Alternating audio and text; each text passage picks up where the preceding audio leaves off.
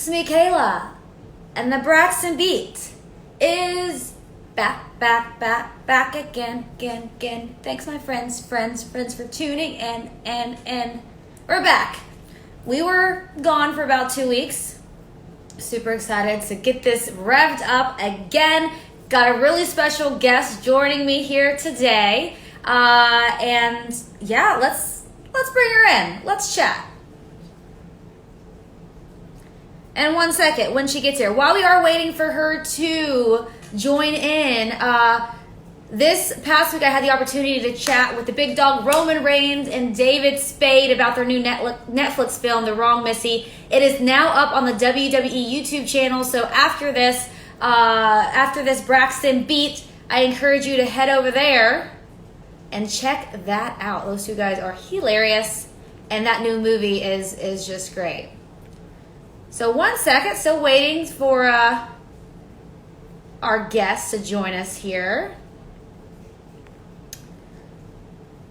I hope everyone is doing well. It is pouring outside where I am. I don't know what the weather is like where you are. Doesn't like this weather just make you want to, I don't know if it's raining where you are. Maybe it's sunny, maybe it's snowy, I don't know. But doesn't rainy weather just make you want to curl up in a blanket and put on a good movie and nap all day? Okay, 1 second. Let's see where she is. Uh-oh. She'll be here. Until she does, you and I will just chat. How's everyone been doing?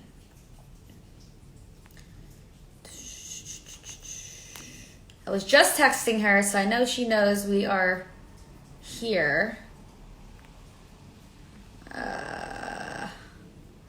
I might have to go grab. Let's see. Don't go anywhere. I'll be right back. I'm going to grab my other phone so I can text her on it because I don't want to lose you guys. In the meantime, just look at my cool tree back here.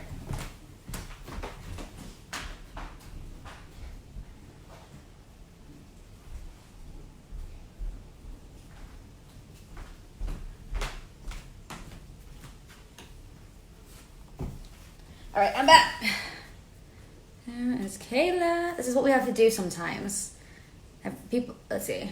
I'm on here. All right, let's see if she's joined us yet. Not yet. She's jumping on now. Okay. You know what? She's worth the wait. I promise you that. Try not to talk too much before she comes on because I don't want to spoil anything. Mojo is on the live. What's up, Mojo? We're going to get you on the Braxton Beat next. Okay. Here we go, everyone. Please welcome my guest at this time. Joining me here on the Braxton Beat, the one and only Natalia. Hi. I'm here. Hey, thank you so much for having me. I'm so glad that you are here. I just love you. You are, I'm dropping everything. One of my favorite people, if I haven't told you that. Oh, and happy belated birthday. Thank you, Kayla. You're one of my favorite people too. And I remember you saying a couple weeks ago, you're like, would you ever want to do this? And I was like, yes, I was waiting for you to ask. It meant a lot to me that you did. I was like, kind of nervous to ask. I was like, she's got stuff going on. I don't want to, disrupt her. I broke away from two paws, so. Well, two paws is totally allowed to be on the Braxton Beat. I would love that.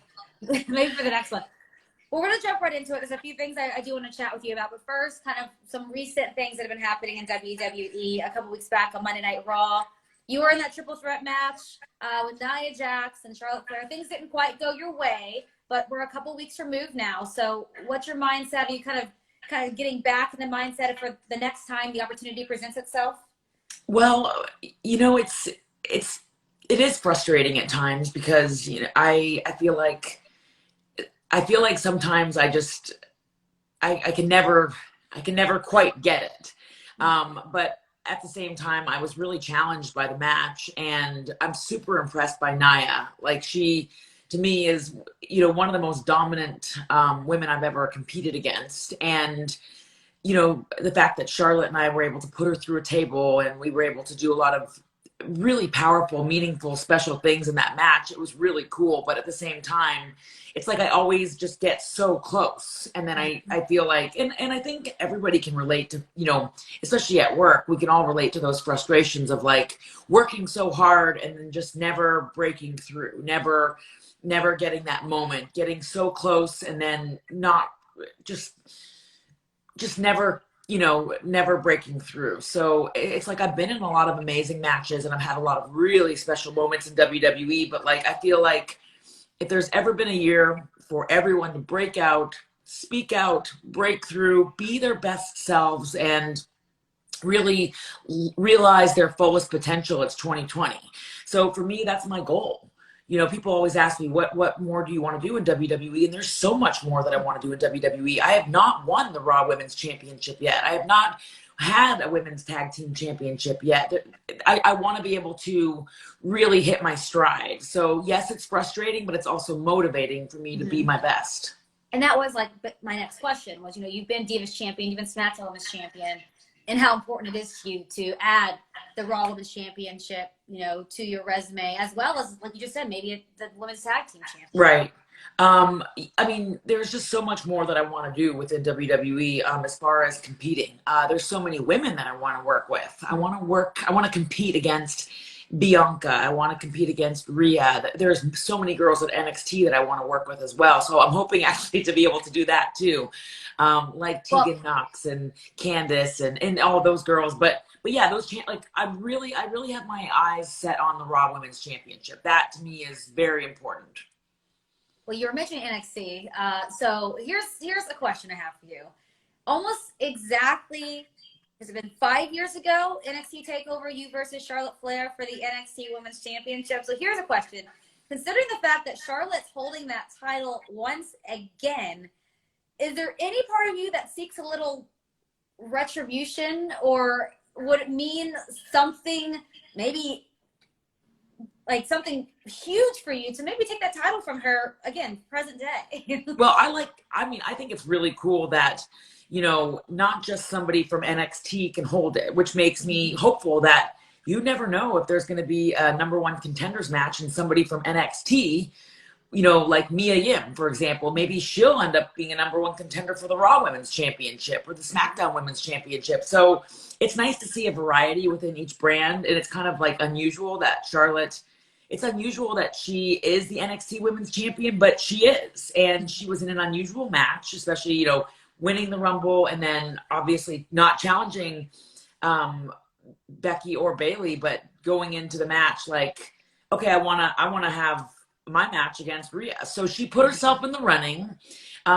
She beat Rhea fair and square. And although I think Charlotte and Rick do like to say they like to say they're the dirtiest players in the game, but like, you know, to me, it's been intriguing. And the fact that Charlotte has the NXT Women's Championship, it really makes me want to tune in and watch TakeOver, because now I want to see what's going to happen. Yeah, I want to see what Io and Rhea are going to do. And the girls are fired up. So in some ways, that's what we need in order to be our best, is to be fired up. So you never know. Maybe on Raw next week, I'll challenge Charlotte for that NXT Championship. Anyone would want to watch that. So one thing about you, Natty, and for those of you listening right now who have never had the pleasure of meeting Natty, she is one of the most encouraging people in the locker room. You're so uplifting. You want everyone to do well. And so last night, let's talk about NXT for a little bit more. We saw Drake Maverick, and you tweeted about it. Drake Maverick holding up that NXT contract. The entire WWE universe, and I think in unison, were so emotional with him. How excited were you for him? Well, I was just so happy because TJ, my husband, aka Tyson Kidd, we're really good friends with Drake. We love Drake, and we've, you know, but besides that, it's not personal. It's more of a feeling.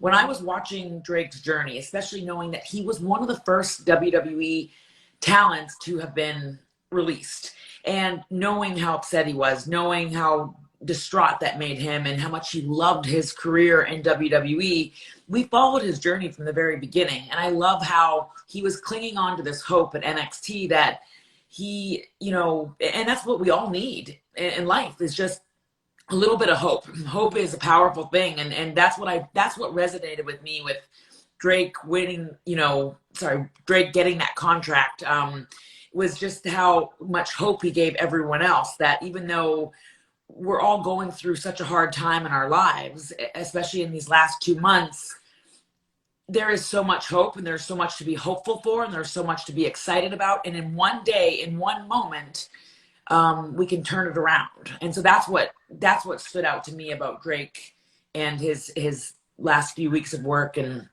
seeing Triple H hug him, and just that moment of like, just it just came full circle for me. And I was just so happy, and it made me emotional watching it, that I actually had to watch it again. Yeah, because I was like, oh, this just feels so good, seeing him get something that he deserves. I know. Well, another superstar that you've really been supporting, getting behind, Titus O'Neil. You've been writing for the Calgary Sun for over 3 years, putting out articles about people, putting smiles on faces, kind of putting out to the world these positive messages. Talk a little bit about the article that you did write about Titus. He was actually on the bump with us yesterday.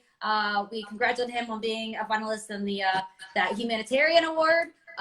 What is your relationship with Titus, and how proud are you of him for the stance that he's been taking so publicly? Well, Titus is one of my best friends, and if I have ever needed him in my life, he'll drop anything for anyone, especially me, because he has a soft spot for me. But Titus, I've witnessed it. He does so much for so many people, and not just his friends at work, but for the masses. During the pandemic, Titus called me up and said, "Hey, I got something. I'm feeding over 5,000 frontline workers. I want you to come help." And of course, like Titus,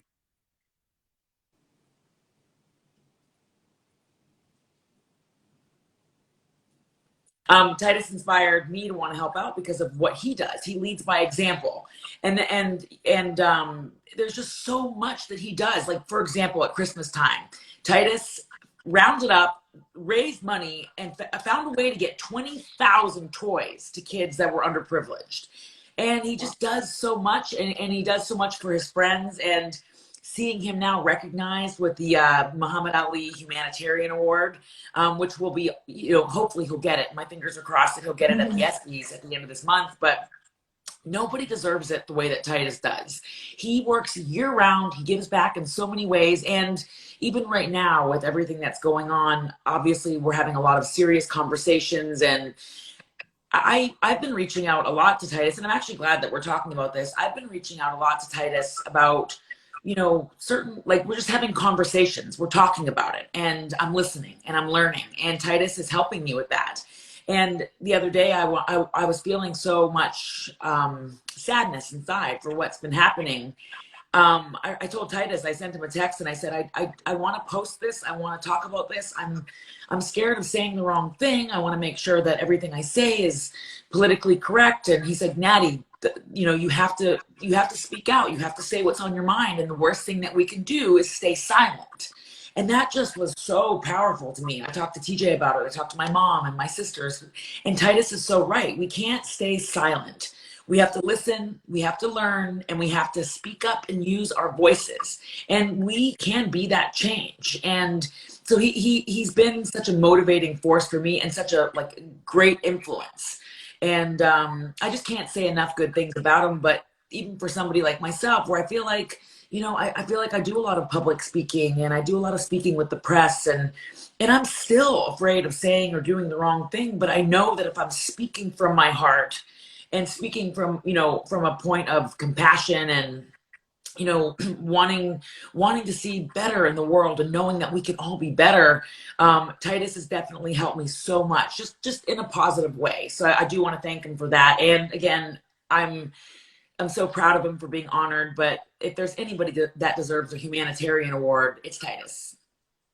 100% agree with you. And anyone who has met Titus would agree with you on that too. He spoke out quite a bit. We had he and Darren Young on the bump yesterday, and they gave out the words of wisdom that came from both of their mouths to the world, and a world that really needs to hear it. Right. It just, oof.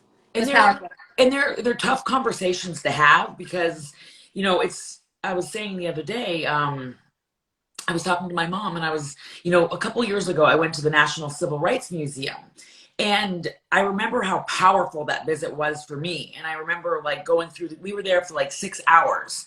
And it was so enlightening and so like, wow, like a lot of it I hadn't even like been educated on because I haven't, or maybe I was when I was younger, but obviously we can only retain so much. Going back into that museum was just so powerful to me. And it's still, it's so hard to wrap our heads around the fact that there's still a lot of that stuff going on today. But the more that we listen, the more that we learn, the more that we speak up, and the more that we all come together, as Titus would say, brothers and sisters coming together, the more that we can get through this together and move forward in a positive direction. So it's just about education and listening and learning and just being better. Couldn't have said it better myself. I'm really glad we ended up talking about this. This wasn't exactly the plan, but this is what the world. No, but this is what people need to hear. And I said it kind of earlier.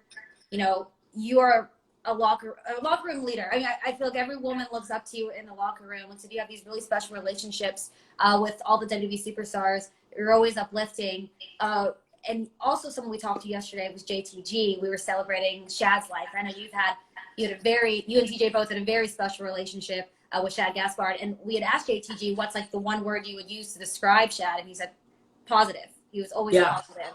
And I mean, I don't know if you want to add to that. And again, I think it is topical considering what we have been discussing. Well, and going back to being positive, and anybody that had ever met Shad, anybody, especially the ones that have worked with him, like TJ and Harry, when they were the Hart Dynasty, they were feuding with Crime Time. They had probably over 200 matches with Crime Time. So we had worked with Shad and JTG so much. And the thing that stood out to me the most about Shad is that he had the biggest smile. He gave the biggest hugs. He lit up a room. He was just kind of larger than life. And he was very passionate, especially about bringing the entertainment in our matches. So whereas like TJ and Harry, the Hart Dynasty, they were more focused on like the technical standpoint of like the structure of a wrestling match.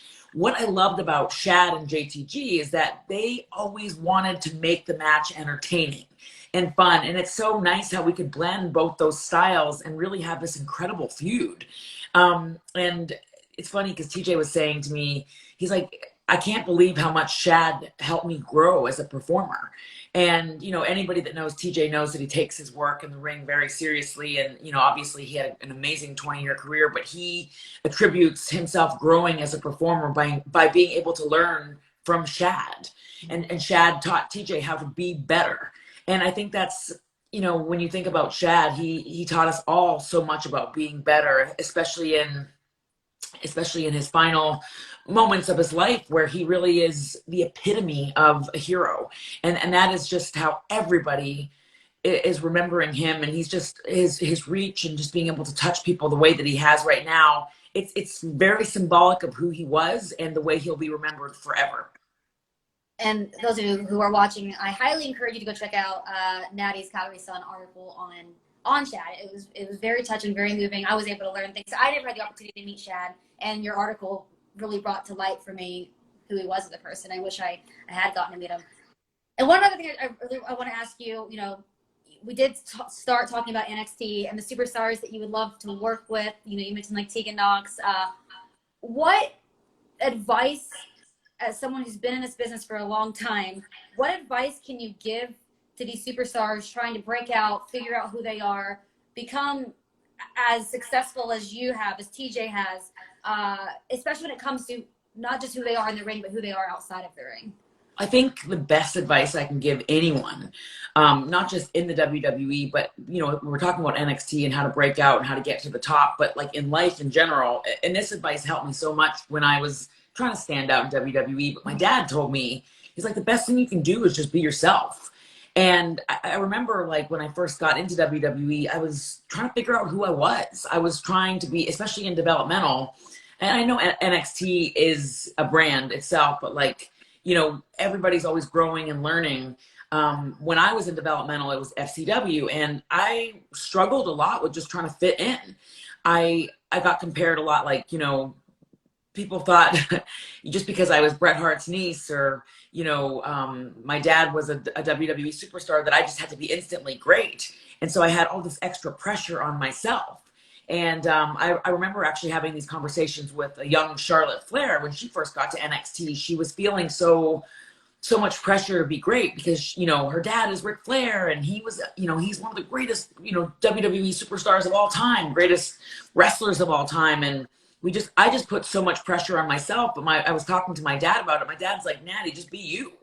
And when I was able to just be myself and just let loose and just be me, literally just be me, I did my best work. And that's when I ended up getting called up to SmackDown. And, you know, it took me a few years, but I ended up winning my first championship. And, you know, the rest is history of being able to do matches like, you know, the match that I have with Lacey in Saudi Arabia, being able to actually, I've had the most matches of any woman in WWE history, which has been like incredible. But I've been able to do that by just being myself. And so when I watch women like Rhea Ripley, I love watching Rhea because I can feel Rhea coming through the screen. I feel like Rhea is doing her best work because she's just being her.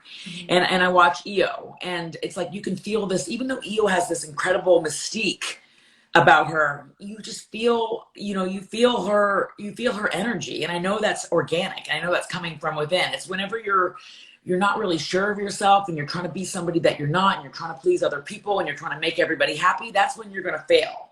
You got to try to make yourself happy first, find a happy medium, but at the same time, just be you. And when you're yourself, you're going to do your best work. People recognize, what is it? Real recognizes real. Mm-hmm. So yeah, I mean, that's just the best advice I can give anyone. And that's why I love NXT. It's really one of my favorite shows across all WWE, you know, brands. I love SmackDown. I love Raw. Obviously I'm on Raw, but I love watching people grow and come into themselves. And I have seen that so much on NXT, especially, you know, we're getting ready to go into TakeOver. And the match that I'm most excited to see is the girls triple threat. Yep. But like I started out with Charlotte, and just watching her grow through the years, it's been like an exciting evolution to watch her kind of come into her own. And now she's doing this queen character, and you know, it's just nice to see the confidence unfold. And so hopefully Charlotte will pay it forward to Io, and Io will pay it forward to whomever she works with, and Rhea will pay it forward to whomever she works with, and they all just keep paying it forward. And you know, we know they're going to kick some ass. Can we just get you to do like pep talks every single week to like the entire, like, can we just do this every single week and just send out like these positive words to the world? Trust me.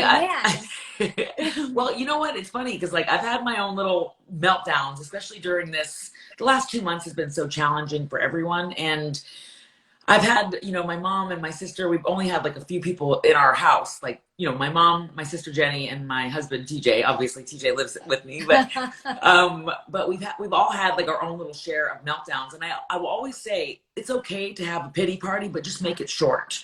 And I think that's important for people to know too, that like these are hard times. The last week I felt very challenged emotionally because there's been a few days that I've woken up and just felt kind of like I've always been such a positive person, but like I've struggled just with some emptiness because of what's been happening around the world. And I just want people to know that sometimes it's okay to have hard days. It's okay to have tough moments. It's okay to break down. It's okay to cry. It's okay, you know, like I remember having a silly argument with my sister, and it was over something stupid, but it was really because we were both just feeling frustrated. And I said to her, it's okay to have a little meltdown as long as we get out of it and we keep moving forward. And, you know, like I've said before, it's just, you know, we're all human, and it's really important for people to be kind to themselves right now. Be kind to yourselves because we're all going through so much. And I think we're all doing a really, really good job of handling it and taking it one day at a time. Thank you for all that, Natty. Yeah. So before I let you go, we're gonna have a little bit of fun because we want to learn a little more about you outside of what we see in the ring. A little quick fire game. Awesome. So I'm just gonna ask you these questions, and you can answer them as quick as you want, or you can say pass. Cool? Okay. Okay. Here we go. What's your favorite board game? Monopoly. If you could teach one subject in school, what would it be? Writing. What's your favorite beverage? Margaritas. Woo! We're gonna get some margaritas. What is your favorite kind of birthday cake? Vanilla. Okay. What is one thing that you still have from your childhood that means a lot to you? Ooh, I have a doll that my mom made me. She made the doll from scratch and like sewed all the clothes and everything. I still have it. I love that. Favorite movie? The Shawshank Redemption. Wow. What is something that you can't do? Like, I can't wink. What is something that you can't do? I can't cook. Are you a window or an aisle seat? Window. Mm-hmm. What's something that makes you laugh no matter what? Biggie. I love Biggie. He makes me laugh. Whenever I'm around him, he like lights up the world. No matter what. I see him, I'm happy. I think everyone is happy when Biggie's in the room. What's your favorite holiday? Christmas. Oh, that's a good one. Okay, I'm gonna do two more. Guilty pleasure?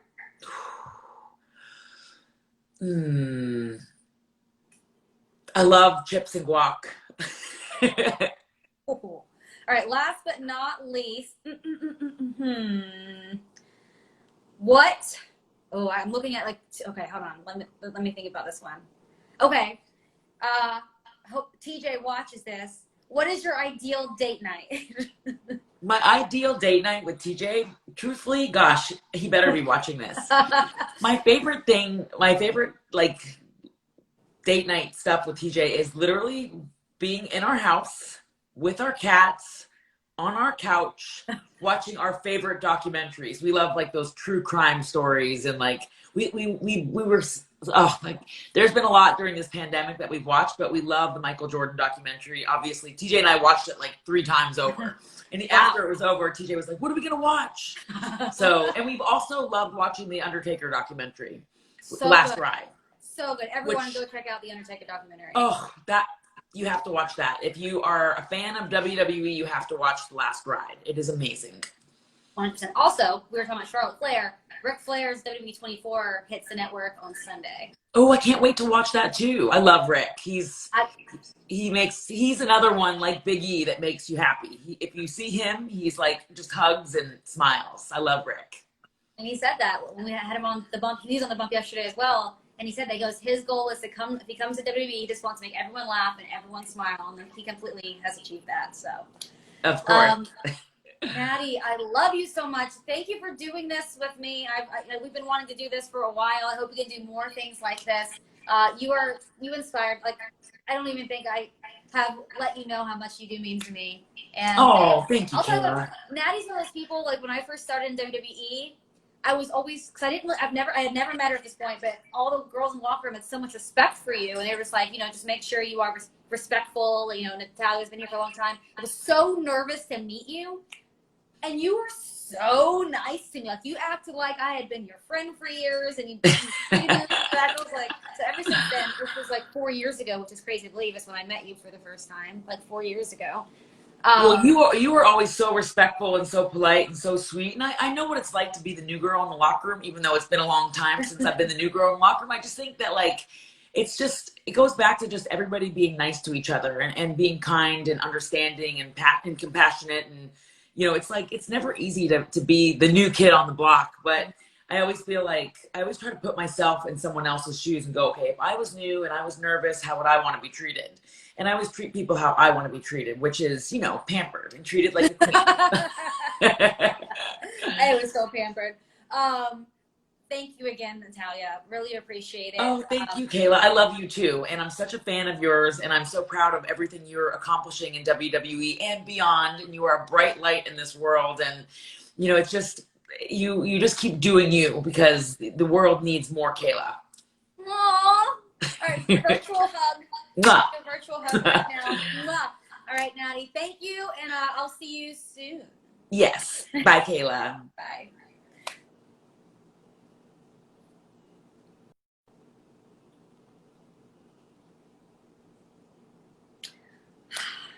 Isn't she the best?